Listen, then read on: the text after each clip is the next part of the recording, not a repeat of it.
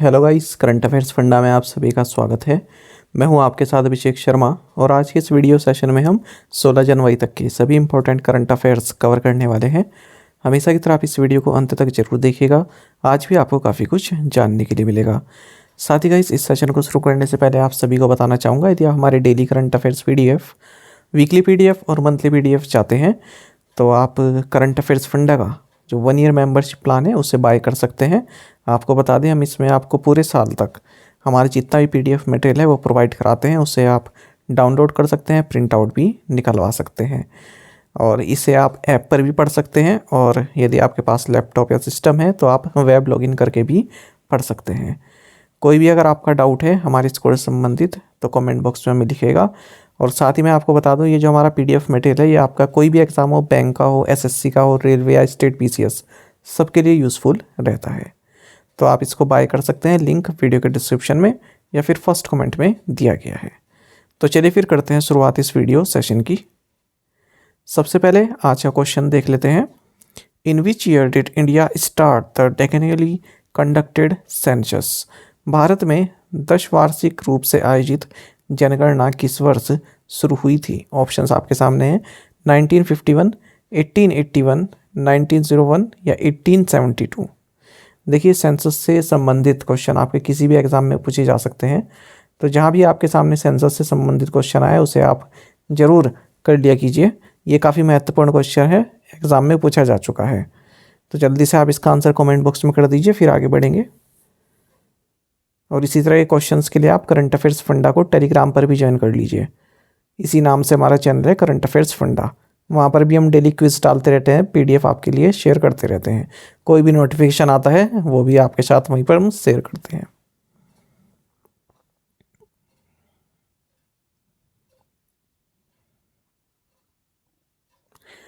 Who won miss universe 2022 title?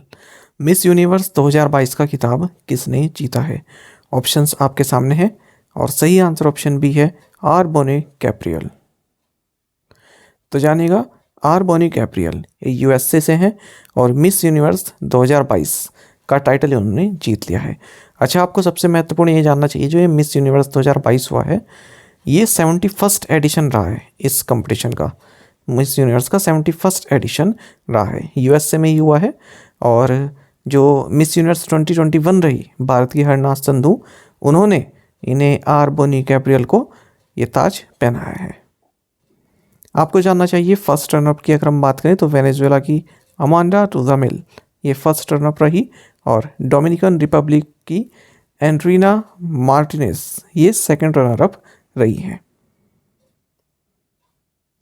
Bharat की ओर से दिविता राय ये टॉप 16 में ही जगह बना पाई। 8th Vande Bharat express connects विच स्टेशंस? 8वीं वंदे भारत एक्सप्रेस किन स्टेशनों को जोड़ती है? ऑप्शंस आपके सामने है। सही आंसर ऑप्शन डी है, सिकंदराबाद एंड विशाखापट्टनम।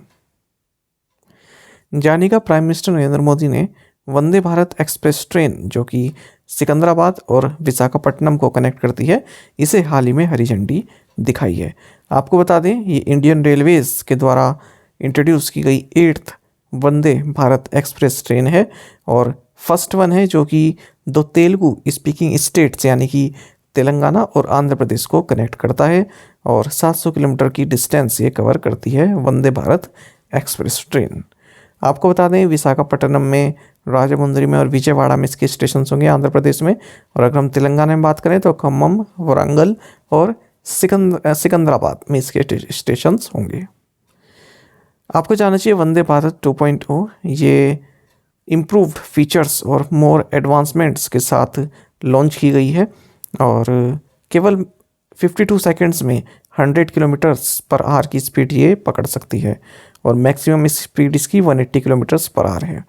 आपको बता दें, इसमें indigenously developed train collision avoidance system भी यानी कि कवच सिस्टम भी शामिल है।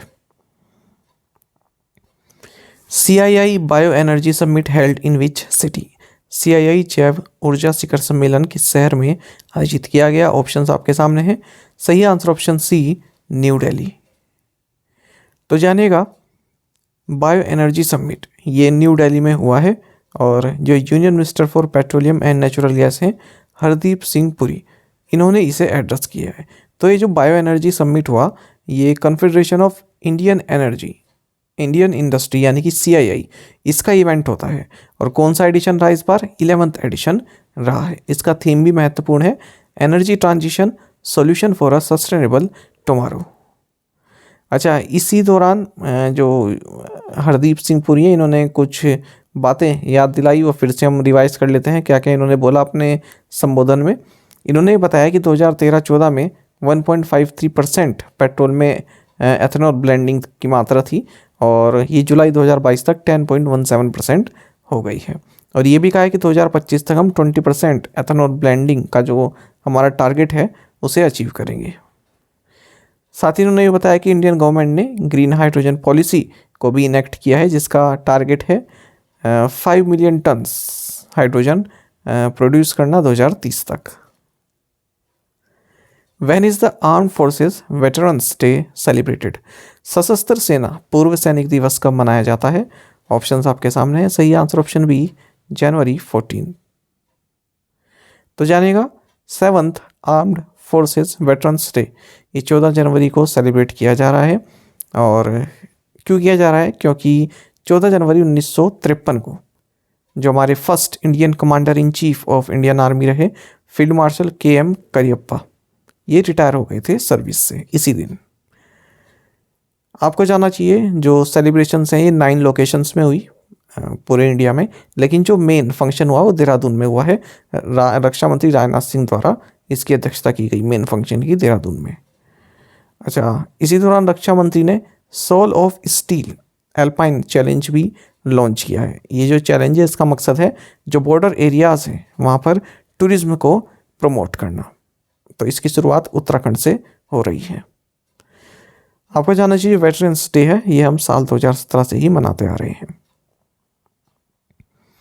Under which project India will provide essential medical supplies to developing nations? Bharat किस परियोजना के तहत विकासशील देशों को आवश्यक चिकित्सा आपूर्ति प्रदान करेगा? ऑप्शंस आपके सामने है। सही आंसर ऑप्शन डी है, आरोग्य मैत्री। तो आपको जानना चाहिए प्राइम मिनिस्टर नरेंद्र मोदी ने आरोग्य मैत्री प्रोजेक्ट को अनाउंस किया है। इसके तहत भारत कोई भी डेवलपिंग कंट्री है जहां पर नेचुरल डिजास्टर्स या फिर ह्यूमैनिटेरियन क्राइसिस हुआ है, उन्हें एसेंशियल मेडिकल सप्लाईज प्रोवाइड करेगा। आप सभी जानते हैं वैक्सीन मैत्री एक इनिशिएटिव हमारी ओर से चलाया गया था कोविड पेंडेमिक के टाइम पर, जहां पर हमने 100 देशों से ज़्यादा में जो है made in India vaccine provide कराई थी। Sanjeev Chadha is the CEO of which bank? His tenure has been extended till June 30th. Sanjeev Chadha किस बैंक के CEO हैं? उनका कार्यकाल 30 जून तक बढ़ा दिया गया है। सही answer option B, bank of Baroda. तो जानिएगा appointments committee of the cabinet, इन्होंने अपनी मंजूरी दे दी है कि बैंक ऑफ बड़ौदा के जो इंक्यूबमेंट चीफ एग्जीक्यूटिव हैं संजीव चड्ढा, इनका जो कार्यकाल है उसको एक्सटेंड किया जा रहा है 30 जून तक। तो इस पर मंजूरी दे दी गई है। इसी के साथ आपको जानना चाहिए जो फाइनेंशियल सर्विसेज इंस्टीट्यूशंस ब्यूरो है FSIB, इसने रिकमेंड किया है कि जो एग्जीक्यूटिव डायरेक्टर हैं देवदत्ता चंद, इन्हें मैनेजिंग डायरेक्टर के पद पर एलिवेट कर दिया जाए बैंक ऑफ बड़ौदा में। साथ ही ये भी इन्होंने रिकमेंडेशन किया है कि रजनीश कर्नाटक, इनको MD की पोस्ट पर और CEO की पोस्ट पर जो है एलिवेट कर दिया जाए बैंक ऑफ इंडिया में। कर्नाटका बैंक लिमिटेड के बारे में भी आपको जानना चाहिए। इन्होंने शेखर राव को जो है executive director of the bank appoint करने का निर्णय लिया है 3 साल के लिए। विच मिनिस्ट्री हैज़ डिसकंटिन्यूड पढ़ो प्रदेश स्कीम? किस मंत्रालय ने पढ़ो प्रदेश योजना को बंद कर दिया है? ऑप्शंस आपके सामने है। सही आंसर ऑप्शन डी है, मिनिस्ट्री ऑफ माइनॉरिटी अफेयर्स। जानेगा मिनिस्ट्री ऑफ माइनॉरिटी अफेयर्स, इन्होंने फैसला किया है कि हम पढ़ो प्रदेश नाम की जो स्कीम है उसको डिसकंटिन्यू कर रहे हैं, उसको बंद कर रहे हैं। ये जो पढ़ो प्रदेश स्कीम है ये माइनॉरिटीज़ कम्युनिटीज़ से संबंधित है। जो भी स्टूडेंट्स हैं, जो मेरिटोरियस स्टूडेंट्स हैं माइनॉरिटी कम्युनिटीज़ से संबंधित, यदि वो ओवरसीज़ स्टडीज़ करना चाहते हैं, विदेश में पढ़ना चाहते हैं, तो जो एजुकेशन लोन वाले थे उस पर सरकार की ओर से कुछ इंटरेस्ट सब्सिडी दी जाती है इस स्कीम के तहत। तो सभी बैंकों को इंडियन बैंक्स एसोसिएशन द्वारा नोटिफाई करवा दिया गया है कि ये जो पढ़ो प्रदेश इंटरेस्ट सब्सिडी स्कीम है इसे डिसकंटिन्यू किया जा रहा है। आपको बता दें ये जो स्कीम है ये कैनरा बैंक के थ्रू इम्प्लीमेंट की जा रही थी, यानी कि कैनरा बैंक इसका नोडल बैंक था। इसी स्कीम का ऑब्जेक्टिव हम बता दें आपको, ये था वही जैसा मैंने बताया, जो इकोनॉमिकली वीकर सेक्शंस हैं माइनॉरिटीज़ कम्युनिटीज़ में, यदि वो विदेश में पढ़ना चाहते हैं तो जो लोन उन्होंने लिया है उस पर सरकार कुछ इंटरेस्ट सब्सिडी देगी। और prime minister's June 2006 15 point programme for the welfare of minorities के तहत इसे घोषित किया गया था, इसी स्कीम को। What is the minimum paid up capital that a new umbrella entity should have? New umbrella entity के पास न्यूनतम कितनी चुकता पूंजी होनी चाहिए? ऑप्शंस आपके सामने है। सही answer option C 500 crore rupees. जानेगा, हाल ही में रिजर्व बैंक ऑफ इंडिया ने कहा है कि जो न्यू अम्ब्रेला एंटिटी नेटवर्क है NUE, इसे अभी हम होल्ड पर रखें, यानी कि अब इस पर कोई प्रोग्रेस या फिर कोई डिसीजन RBI द्वारा नहीं लिया जा रहा है। आपको बता दें national payments corporation of India जो है ना, NPCI, इसी की तरह एंटिटी होने वाली है। NPCI का जो वर्कलोड है उसको थोड़ा कम किया जाएगा। तो अब तक ये जो NUE नेटवर्क है इसके लिए फेसबुक, गूगल, अमेजोन, फ्लिपकार्ट और कंपनीज ने भी अप्लाई किया था, लेकिन RBI के एक्सपेक्टेशन के हिसाब पर कोई भी खरा नहीं उतरा है। अब जानते हैं कि न्यू अम्ब्रेला एंटिटी आखिर होता क्या है। आपको बता दें RBI ने इसका स्वरूप तैयार किया है, और ये जो है जो रिटेल स्पेस है, एक नया पेमेंट सिस्टम की तरह ये कार्य करेगा, जैसे ATMs में white label POS, Aadhaar based payments and remittance services, उसके लिए तैयार किया जा रहा है। तो क्या है, ये एक तरह का जो न्यू पेमेंट सिस्टम है उसको मैनेज करेगा, उसको सेटअप करेगा। आपको बता दें ये कंपनीज एक्ट 2013 के तहत इनकॉर्पोरेट एंटिटी होगी, और ये फॉर प्रॉफिट और सेक्शन 8 कंपनी भी हो सकती है। फिलहाल आप जानते हैं कि जो अम्ब्रेला एंटिटी है रिटेल पेमेंट सिस्टम के लिए भारत में, वो NPCI है, जो कि एक नॉन प्रॉफिट एंटिटी है। अगर हम बात करते हैं इसी की NUE की, तो ये जो कंपनी है ये एक कंपनी होगी जो कि रिजर्व बैंक ऑफ इंडिया द्वारा ऑथोराइज्ड होगी under section 4 of the payment and settlement systems act 2007।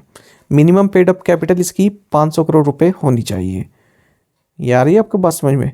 और इसमें कम से कम 3 इयर्स ऑफ एक्सपीरियंस होना चाहिए पेमेंट इकोसिस्टम में। No single promoter group shall have more than 40% investment in the capital of the NUE। जो NUE capital है उसमें 40% से ज़्यादा इन्वेस्टमेंट नहीं होनी चाहिए सिंगल प्रोमोटर की या फिर प्रोमोटर ग्रुप्स की। साथ ही इसमें ये बताया कि जब आप एप्लीकेशन दे रहे हैं NUE के लिए, तो जो प्रोमोटर्स हैं उनके पास 10% से कम या 50 करोड़ रुपए उनके पास होनी चाहिए, उसका कंट्रीब्यूशन उनका होना चाहिए जब एप्लीकेशन दे रहे हैं। साथ ही बताया है कि प्रोमोटर्स जो हैं वो मिनिमम 25% अपना जो शेयर होल्डिंग है उसे डाइल्यूट कर देंगे 5 साल के बाद, जब ये NUE सेटअप हो जाए उसके 5 साल के बाद। और जो मिनिमम नेट वर्थ है ये 300 करोड़ रुपए हमेशा होनी चाहिए NUE के पास। Small Industries Development Bank of India will partner with the Association of Microfinance Institutions of India to support women entrepreneurs in which state? भारतीय लघु उद्योग विकास बैंक किस राज्य में महिला उद्यमियों का समर्थन करने के लिए association of micro finance institutions of India के साथ भागीदारी करेगा? सही answer option D west Bengal है। तो जानिएगा, small industries development bank of India ये association of micro finance institutions of India के साथ पार्टनरशिप करेगा, जिसके तहत जो वेस्ट बंगाल के बैकवर्ड डिस्ट्रिक्ट्स हैं उनमें विमेन एंटरप्रेन्योर्स जो हैं उनको सपोर्ट किया जाएगा। तो उनको एक मार्केट प्रोवाइड कराया जाएगा और क्रेडिट फैसिलिटीज़ भी दी जाएगी। सिडबी के बारे में तो आप जानते हैं, हेडक्वार्टर्स लखनऊ है। स्थापना 2 अप्रैल 1990 को हुई थी। चेयरमैन एंड MD है Shiva Subramaniam Raman. Sultan Ahmed Al Jaber has been named as president of the COP28. Which country will host this conference later this year? सुल्तान अहमद अल जबेर को COP28 के अध्यक्ष के रूप में नामित किया गया है। कौन सा देश इस वर्ष के अंत में इस सम्मेलन की मेजबानी करेगा? ऑप्शंस आपके सामने है। सही आंसर ऑप्शन ए UAE, संयुक्त अरब अमीरात। तो जानिएगा, सुल्तान अहमद अल जबेर कौन है ये Abu Dhabi national oil company ADNOC के चीफ एग्जीक्यूटिव हैं। तो इन्हें COP28 क्लाइमेट कॉन्फ्रेंस का प्रेसिडेंट बनाया गया है। तो ये कॉन्फ्रेंस UP28 कौन होस्ट कर रहा है? यूनाइटेड अरब अमीरात, दुबई में, इस साल के अंत में। तो UAE के बारे में आप सभी जानते हैं, एक ओपेक सदस्य है, मेजर ऑयल प्रोड्यूसिंग नेशन है, और ये अपने इस अरब रीजन में सेकंड कंट्री होगा जो कि इस COP को ऑर्गेनाइज कर रहा है। इससे पहले इजिप्ट कर चुका है, लास्ट ईयर हमने देखा 2022 में, और ये जो COP28 होगी अब ये 30 नवंबर से 12 दिसंबर 2023 के बीच होगी। आपको बता दें UAE जो कि फर्स्ट कंट्री अरब रीजन में जिसने 2015 पेरिस एग्रीमेंट को रेटिफाई किया है, इसने अभी कमिटमेंट किया है कि हम 2050 तक नेट जीरो एमिशन अचीव करेंगे। आपको जानना चाहिए first UN climate change conference यानी कि कॉन्फ्रेंस ऑफ पार्टीज, COP की फुल फॉर्म होती है कॉन्फ्रेंस ऑफ पार्टीज। तो ये जो पहली हुई थी एडिशन, ये 1995 में बर्लिन जर्मनी में हुआ था।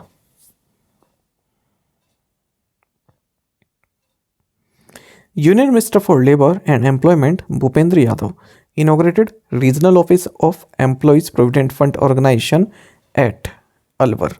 केंद्रीय श्रम और रोजगार मंत्री भूपेंद्र यादव ने अलवर में कर्मचारी भविष्य निधि संगठन के क्षेत्रीय कार्यालय का उद्घाटन किया है। सही आंसर ऑप्शन ए होता है। तो देखिए, union minister for labour and employment, forest, environment and climate change Bhupendra Yadav, इन्होंने EPFO यानी कि एम्प्लॉयज़ प्रोविडेंट फंड ऑर्गेनाइजेशन, इसका जो रीजनल ऑफिस है उसे इनोग्रेट किया है अलवर राजस्थान में। आपको भी जानना चाहिए, सेंट्रल प्रोविडेंट फंड कमिश्नर है, इनका नाम नीलम स्वामी राव है। REC sign MOU with which state government for multiple projects worth ₹98,853। REC ने किस राज्य सरकार के साथ 98,853 रुपये की कई परियोजनाओं के लिए समझौते ज्ञापन पर हस्ताक्षर किए? सही answer option D Uttar Pradesh है। तो जानेगा, महारत्न CPSU है, सेंट्रल पब्लिक सेक्टर यूनिट है REC। तो इसने एक नॉन बाइंडिंग MOU साइन किए हैं उत्तर प्रदेश गवर्नमेंट के साथ, जिसके तहत जो उत्तर प्रदेश सरकार के वेरियस प्रोजेक्ट्स हैं 98,853 रुपीज़ के, तो उन प्रोजेक्ट्स को फाइनेंशियल असिस्टेंस प्रोवाइड कराएगा REC। ठीक है, तो UP ग्लोबल इन्वेस्टर समिट्स की जो आजकल मीटिंग्स चल रही हैं उनके तहत ये MOU साइन किए गए हैं। साथ ही MP global investor summit 2023 Indore के दौरान REC ने MP पावर मैनेजमेंट कंपनी के साथ भी नॉन बाइंडिंग MOU साइन किए हैं, जिसमें 15,086 करोड़ रुपए की फाइनेंशियल असिस्टेंस प्रोवाइड कराएगा, किस लिए? For upcoming Sarani and Amarkantak thermal power projects. REC की अगर हम बात करें, पहले से रूरल इलेक्ट्रिफिकेशन कॉर्पोरेशन के नाम से जाना जाता था। ये पावर फाइनेंस कॉर्पोरेशन की सब्सिडरी है under union power ministry. Which has become the first state to implement a policy to control blindness. अंधेपन को नियंत्रित करने के लिए नीति लागू करने वाला पहला राज्य कौन सा बन गया है? सही आंसर ऑप्शन सी राजस्थान है। तो जानेगा, राजस्थान फर्स्ट स्टेट बन गया है जिसने ब्लाइंडनेस होती है ना, उसको कंट्रोल करने के लिए पॉलिसी बनाई है। तो ऑब्जेक्टिव क्या रहेगा? राइट टू साइट इंश्योर करना, यानी कि सभी देख पाएँ, थोड़ा बहुत भी देख पाएँ, तो इस राइट को इंश्योर करना। तो आपको जानना चाहिए, इस स्टेट में ये मैसिव ड्राइव चलने वाली है जिसमें ब्लाइंडनेस का जो रेट है उसको रिड्यूस किया जाएगा। तो इसमें बताया गया है जो प्रेवलेंस रेट है ब्लाइंडनेस का राज्य में वो 1.1% है 2020 में, और इसे 0.3% लाया जाएगा। राजस्थान के बारे में जानते हैं, गवर्नर कलराज मिश्र हैं, कैपिटल जयपुर है, चीफ मिनिस्टर अशोक गहलोत हैं। IISc and which company have developed models that can speed up screening of antimicrobials। IISc और किस कंपनी ने ऐसे मॉडल विकसित किए हैं जो रोगाणुरोधी की स्क्रीनिंग को तेज कर सकते हैं? सही आंसर ऑप्शन बी यूनिलीवर। तो देखिए, इंडियन इंस्टीट्यूट ऑफ साइंस ने कहा है कि हमारी रिसर्चर्स ने और यूनिलीवर इन्होंने मिलकर बैक्टीरिया सेल वॉल्स के कुछ ऐसे कंप्यूटेशनल मॉडल्स डेवलप किए हैं जिनके तहत जो एंटीमाइक्रोबियल्स हैं उनकी स्क्रीनिंग काफ़ी फास्टली हो जाती है। एंटीमाइक्रोबियल्स के बारे में आपको जानना चाहिए, मॉलिक्यूल्स होते हैं जो कि डिजीज कॉजिंग बैक्टीरिया को किल करते हैं। यूनिवर्सल के बारे में आप जानते हैं, British multinational consumer goods company, headquarters London England में है। Which state government has notified extension of 100% road tax exemption for electric vehicles till 2025। किस राज्य सरकार ने 2025 तक इलेक्ट्रिक वाहनों के लिए 100% सड़क कर छूट के विस्तार को अधिसूचित किया है? सही आंसर ऑप्शन सी तमिलनाडु है। तो देखिएगा तमिलनाडु गवर्नमेंट ने ऑर्डर नोटिफाई किया है जिसमें कहा है कि जो भी इलेक्ट्रिक व्हीकल्स हैं उनको 100% मोटर व्हीकल टैक्स एग्जम्पशन दिया जा रहा है। तो ये जो एग्जम्पशन है ये उन्हीं बैटरी ऑपरेटेड व्हीकल्स को ये दिया जाएगा जो 1 जनवरी 2023 से 31 दिसंबर 2025 तक का जिनका रजिस्ट्रेशन है। आपको बता दें इससे पहले भी 100% रोड टैक्स एग्जम्पशन पीरियड चलता आ रहा है इलेक्ट्रिक व्हीकल्स के लिए राज्य में। ये 31 दिसंबर 2022 को खत्म हो गया था, तो फिर से रिन्यू किया है। तमिलनाडु की बात करते हैं तो गवर्नर RN रवि है, कैपिटल चेन्नई है, चीफ मिनिस्टर MK स्टालिन है। Kamdhenu group has roped in which firm to finalize equity partner for 2000 crore rupees infusion in paints business. Kamdhenu समूह ने पेंट कारोबार में 200 करोड़ रुपए के निवेश के लिए किस फर्म के साथ इक्विटी पार्टनर को अंतिम रूप दिया है? ऑप्शंस आपके सामने है। सही आंसर ऑप्शन ए है EY। तो जानेगा गुरुग्राम बेस्ड कामधेनु ग्रुप, इन्होंने कंसल्टिंग फर्म EY यानी कि अर्न्स्ट एंड यंग इनको रॉप्ट इन किया है ताकि इन्वेस्टर्स को लाया जा सके, 200 करोड़ रुपए की इन्वेस्टमेंट इस कंपनी में हो सके। तो EY इसकी सहायता करेगा। EY की बात करें हेडक्वार्टर्स लंदन इंग्लैंड में पूछ लिया जाता है हेडक्वार्टर्स, और डेलॉइट KPMG और प्राइस वाटरहाउस कूपर्स PwC के साथ मिलकर ये जो चारों फर्म हैं ये बिग 4 अकाउंटिंग फर्म्स में शामिल हैं। Which company announced signing an MOU with Norway's S2 carrier AS to develop floating green ammonia project? किस कंपनी ने फ्लोटिंग ग्रीन एमोनिया परियोजना को विकसित करने के लिए नॉर्वे के S2 कैरियर AS के साथ समझौता ज्ञापन पर हस्ताक्षर करने की घोषणा की है? ऑप्शंस आपके सामने है। सही आंसर ऑप्शन ए है LNT।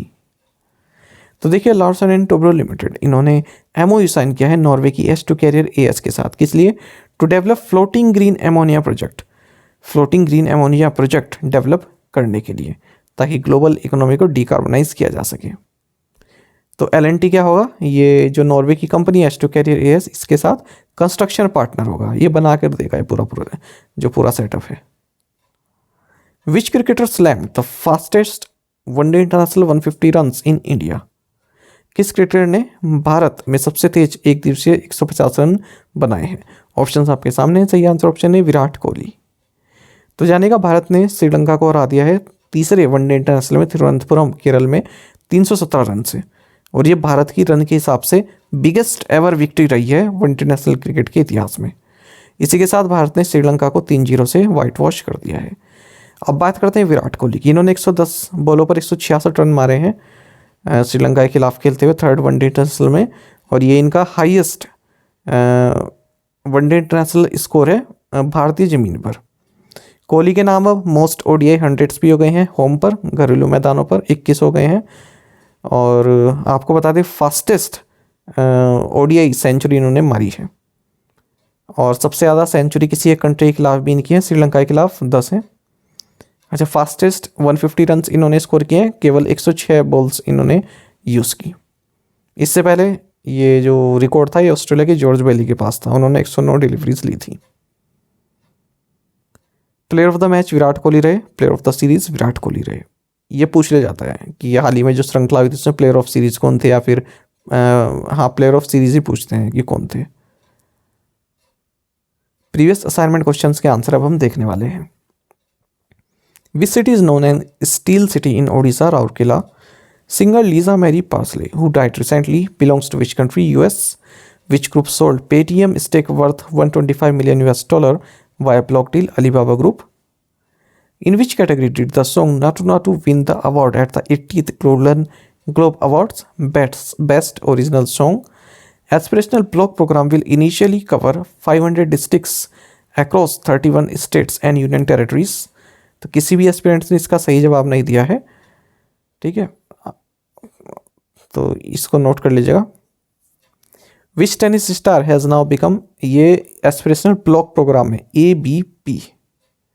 Which tennis star has now become a new team owner in the world's first all electric race boat championship? Rafael Nadal. Nayan Moni Saikia, who has been awarded the Arjuna Award this year, is associated with which of the following sports? Answer is lawn ball.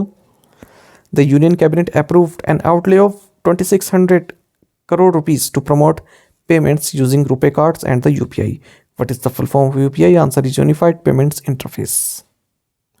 चलिए आज के assignment question देख लेते हैं. Which company CEO Arjun Mohan has quit? Union Minister Jitendra Singh launched Geospatial Hackathon in which city?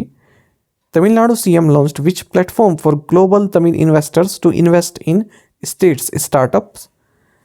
Santokh Singh Chaudhary, who passed away recently, was a member of parliament from? As per the 2011 census, minorities make up what percentage of country's population? Which article of the Indian Constitution mandates that a law declared by the Supreme Court is binding on all courts, even the Supreme Court? Which foundation day of CSIR National Institute of Science, Communication and Policy Research was celebrated on 13th January 2023? तो इन 7 questions के answer comment box में आप दीजिएगा. यदि एक question का answer भी आता है तो भी आप हमें बता सकते हैं. साथ ही करंट अफेयर्स फंडा को आप टेलीग्राम पर भी ज्वाइन कर लीजिए. यहाँ पर रेगुलर वीडियो अपडेट्स और करंट क्विजेस हम आप सभी के लिए डालते रहते हैं. साथ ही डिस्कशन ग्रुप में आप किसी भी क्वेश्चन का सोल्यूशन पा सकते हैं. दोस्तों, और हमारे करंट अफेयर्स की प्लेलिस्ट दी गई है, इसको आप जरूर देखें. अपने दोस्तों के साथ, फेलो एस्पिरेंट साथ हमारे करंट अफेयर्स को शेयर जरूर करें.